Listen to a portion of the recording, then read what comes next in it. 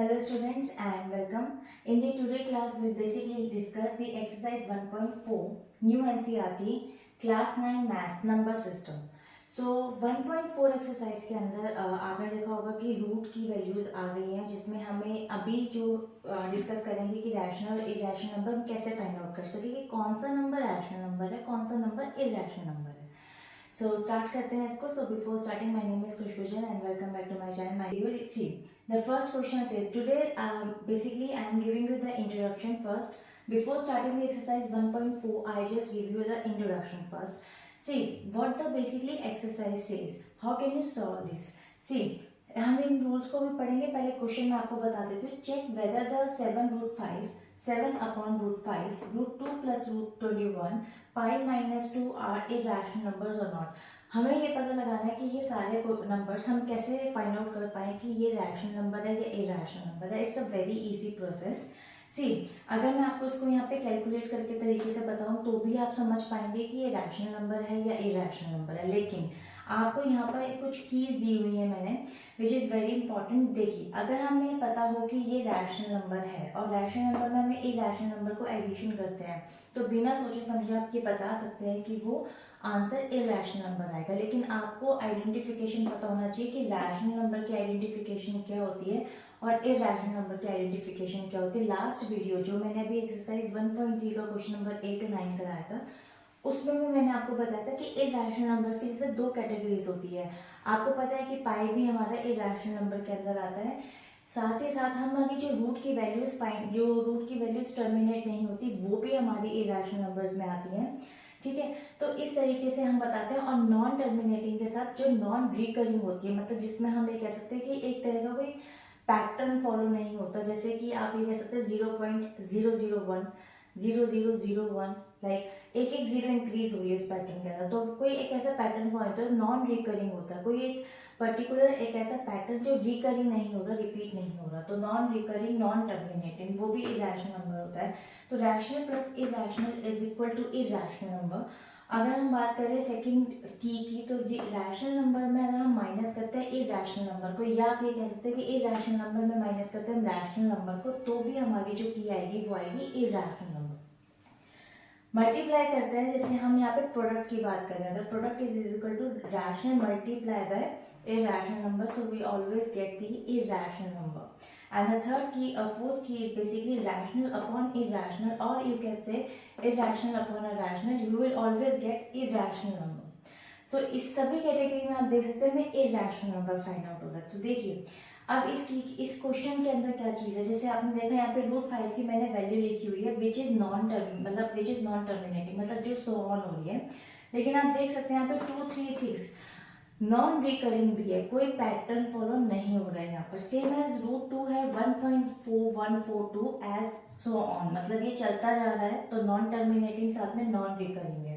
I hope ये clear हो गया होगा आपको कि इरेशनल में कौन कौन सी कैटेगरीज आती है. पाई की वैल्यू दे रखी है यहाँ पे 31415 एंड सो ऑन, तो ये भी चलता जा रहा है यानी कि नॉन टर्मिनेटिंग के साथ आपका नॉन रिकरिंग है.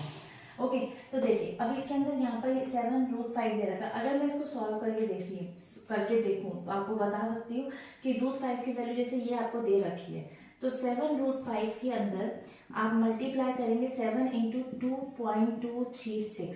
ठीक है, what ever answer you will gate okay always it will be irrational number क्योंकि आप इरेशनल नंबर से मल्टीप्लाई कर रहे हैं. ठीक है, आपको पता है कि 7 आपका रैशनल नंबर है. ठीक है, तो आप देखिए यहाँ पर आपका आंसर क्या आएगा यहाँ पे इरेशनल नंबर. तो आप सीधा लिख दीजिए यहाँ पे इरेशनल नंबर. मैं इसको मल्टीप्लाई करके नहीं दिखा रही हूँ.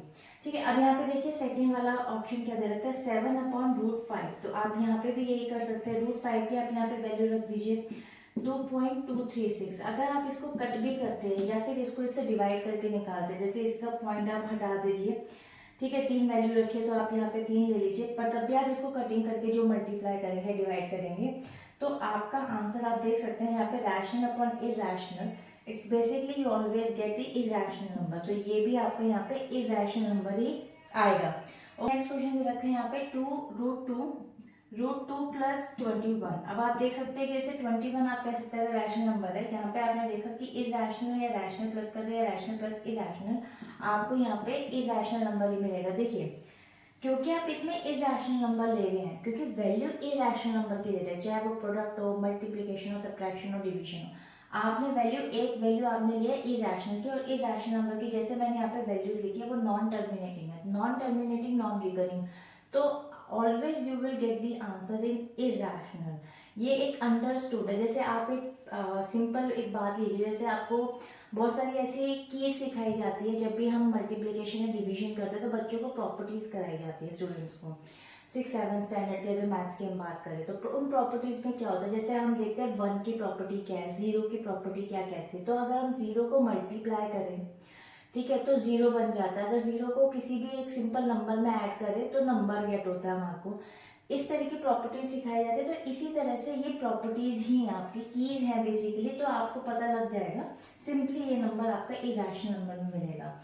पाई की वैल्यू आपको पता है क्या होती है, पाई की वैल्यू होती है ये 3.1415, ये भी नॉन टर्मिनेटिंग, नॉन रिकरिंग है। तो सिंपली अगर मैं बात करूँ यहाँ पे पाई की वैल्यू लिख करके, मैं यहाँ पर लिख दूँ 3.1415, ठीक है, इसमें से -2 करूँ तो 1 पॉइंट है, जो भी मुझे आंसर मिलेगा।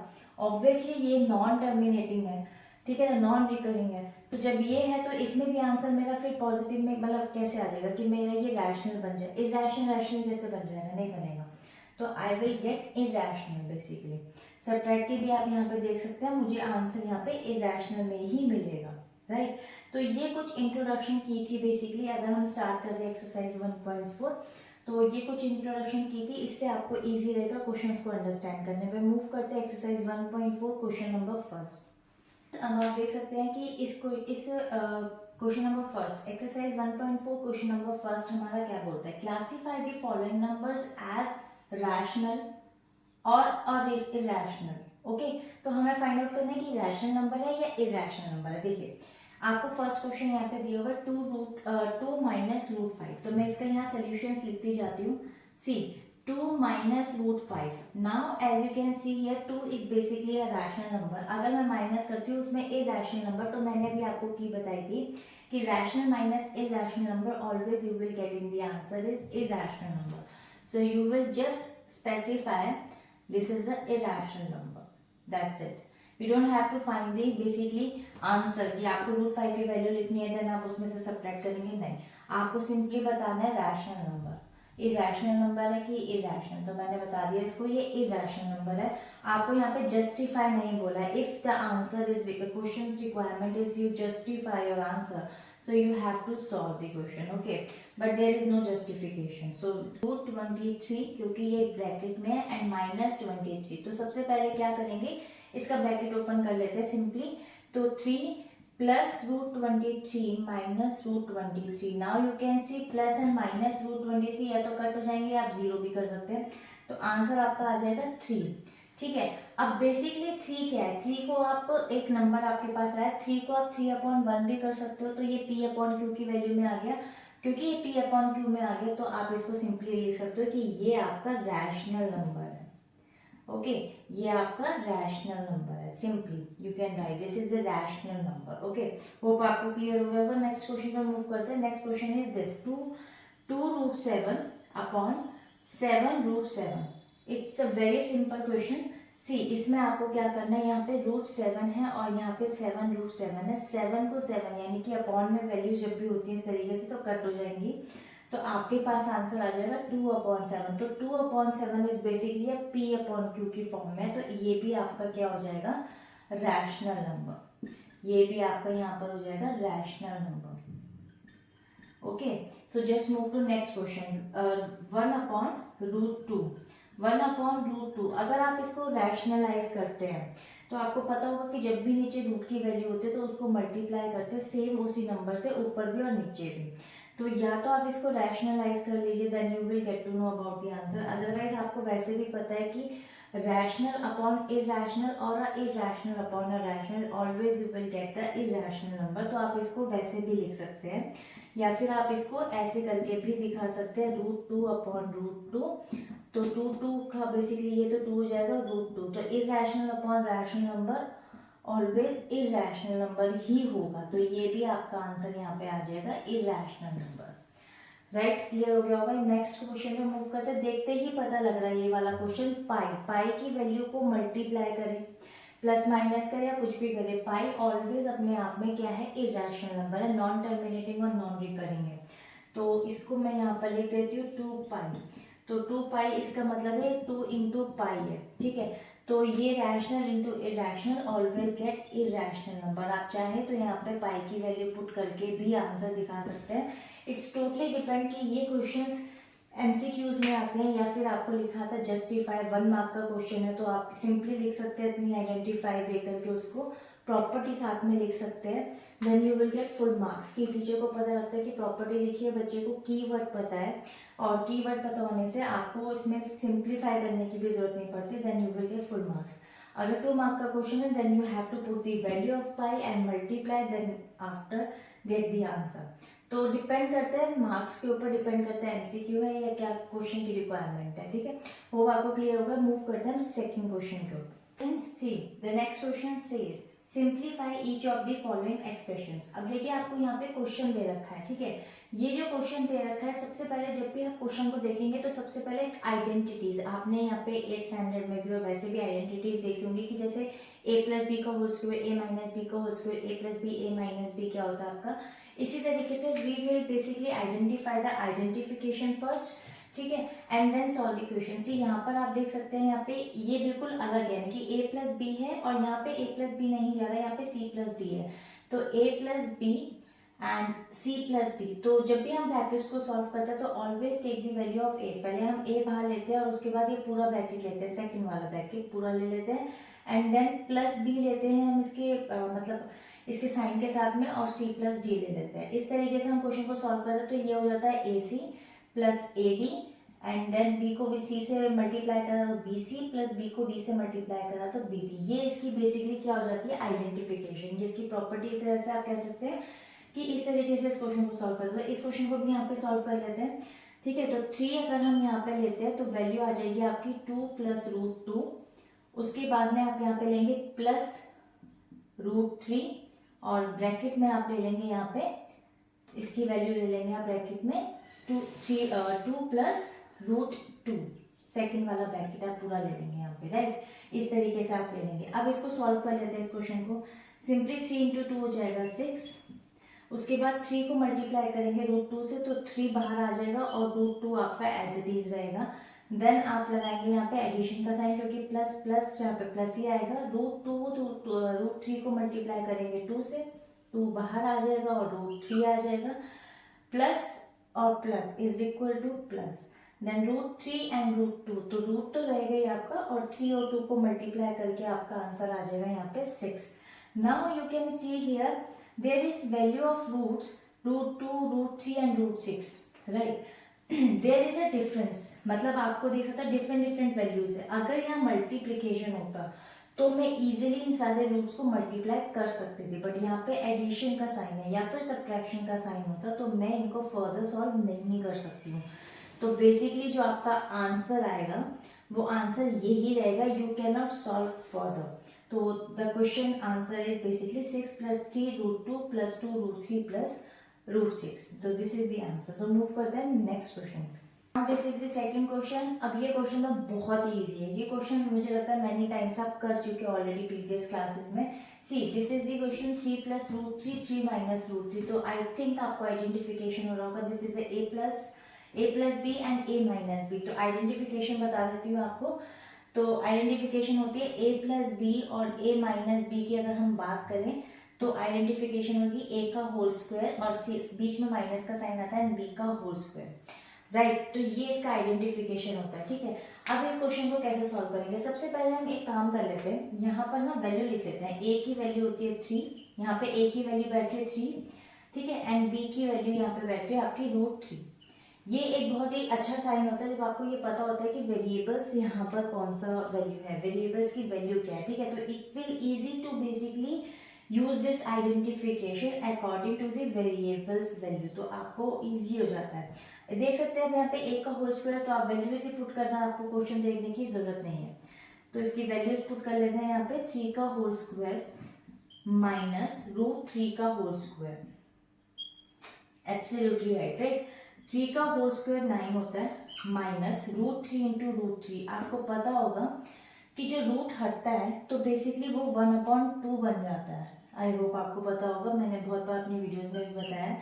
तो इसको मैं ऐसे भी लिख सकती हूँ 3√2 हटा के इसको 1/2, तो 2 से 2 आप देख सकते हैं यहाँ कट गया है, तो 9 - 3, तो 9 - 3 अगर आप करेंगे तो आंसर आपका क्या आ जाएगा यहाँ पे, आंसर आपका आ जाएगा यहाँ पे 6। The answer will be 6, 9 - 3 will be 6। I hope clear हो गया होगा। प्रॉपर्टी दिखानी बहुत जरूरी है, identification. It will teacher interest रहता है कि बच्चे को एक बेसिक कंसेप्ट पता है, बेसिक कंसेप्ट पता होने से स्टूडेंट ने इस क्वेश्चन को सॉल्व किया। तो मूव करते हैं इसके नेक्स्ट पार्ट पे, सी पार्ट पर। Students, this is the third question. Now you can सी √5 + √2 और ब्रैकेट में है होल स्क्वायर। तो ये किसकी आइडेंटिटी है, a + b का होल स्क्वायर। तो a + b के होल स्क्वायर का फॉर्मूला क्या होता है, सी यहाँ पर देख लेते हैं। a + b का होल स्क्वायर का फॉर्मूला आपका होता है यहाँ पर a का whole square plus 2ab + b का whole square. I hope clear हो गया होगा। तो सबसे पहले आइडेंटिफिकेशन हमें क्लियर हो गई। अब हमने क्या करना है, यहाँ पर हम सबसे पहले वेरिएबल की वैल्यू को फाइंड आउट कर देते हैं। तो वैल्यू आप देख सकते हैं यहाँ पे a की जो वैल्यू है वो है √5, b की वैल्यू यहाँ पर है √2। ओके, तो इस तरीके से आपको वैल्यूज दी हुई हैं। अब आप इस वैल्यूज को according to this formula put कर लेते हैं। √5 का होल स्क्वायर प्लस 2ab यानी कि 2 × √5 × √2 प्लस उसके बाद b का होल स्क्वायर यानी कि √2 का होल स्क्वायर। ठीक है, अब क्या करना है हमारे को, √5 है, अभी मैंने आपको करके दिखा है, रूट हटेगा तो 1/2 का 2 से 2 कट जाएगा, तो सिंपली आपकी वैल्यू क्या आ जाएगी यहाँ पे 5। नाउ मल्टीप्लीकेशन है, प्रोडक्ट में हम रूट की वैल्यूज को मल्टीप्लाई कर सकते हैं। 5 × 2 = 10 हो जाएगा, बाहर आएगा 2, तो 2 की वैल्यू और रूट में आ जाएगा आपका 10। उसके बाद प्लस हो जाएगा, रूट हटेगा 1/2, 2 से 2 कट होके यहाँ पे आ गया 2। Now you can see here कि 2 और 5 बेसिकली रैशनल नंबर्स है, सिंपल दो नंबर्स हैं, इनको हम एडिशन कर सकते हैं, इनके साथ कोई रूट भी नहीं है। तो सिंपल 7, 5 + 2 7 हो गया और 2 √10। So basically further you can not solve this question and this is the answer, क्योंकि ये रूट की वैल्यू ये विदाउट रूट है, मल्टीप्लीकेशन नहीं है। एडिशन और सब्ट्रैक्शन में you have to basically basis आपको सेम चाहिए होता है। तो ये आपका क्वेश्चन यहाँ पर कंप्लीट होता है। मूव करते हैं इसके नेक्स्ट क्वेश्चन पे। फर्क ये था कि यहाँ प्लस था यहाँ माइनस था, लेकिन प्रॉपर्टी तो सेम ही रहेगी, यानी कि a + b और a - b। तो उसका जो फॉर्मूला होता है वो होता है a का होल स्क्वायर माइनस b का होल स्क्वायर। तो first we have to find the basically variables value. There is a 5, b की वैल्यू आपकी यहाँ पे आ जाएगी √2। तो ये आपके यहाँ पे वेरिएबल्स फाइंड आउट हो गए कि वेरिएबल्स की वैल्यू क्या है। तो अब इस क्वेश्चन को सॉल्व कर लेते हैं according to this property, right. तो a का वैल्यू यहाँ पे क्या आ जाएगा, यहाँ पे √5 का होल स्क्वायर हो जाएगा, ठीक है, एंड माइनस √2 का होल स्क्वायर। तो अब आपको क्या करना है, 5 है यहाँ पर, तो वही करेंगे आप यहाँ पे 5 और √2 को हटाओगे आप तो 1/2, 2 से 2 कट, माइनस 2 लिख लेते हैं यहाँ पे, और उसके बाद 2 मल्टीप्लाई बाय रूट हटाया तो 1/2, 2 से 2 कट, ठीक है। तो उसके बाद आप देख सकते हैं 5 - 2, तो 5 - 2 क्या आ गया आपका आंसर 3। तो 3 will be the answer. And I hope ये क्लियर हो गया होगा। बहुत ही सिंपल होता है इनको रैशनलाइज करना, बहुत ही सिंपल होता है इस तरीके के क्वेश्चंस को सॉल्व करना, because already we have learn these type of properties in class 8. So it's very easy to use these type of property in these questions. So I hope clear hoga. If there is any problem, you can write in the comment section and move to next question in the next session. So till then, bye bye and stay healthy.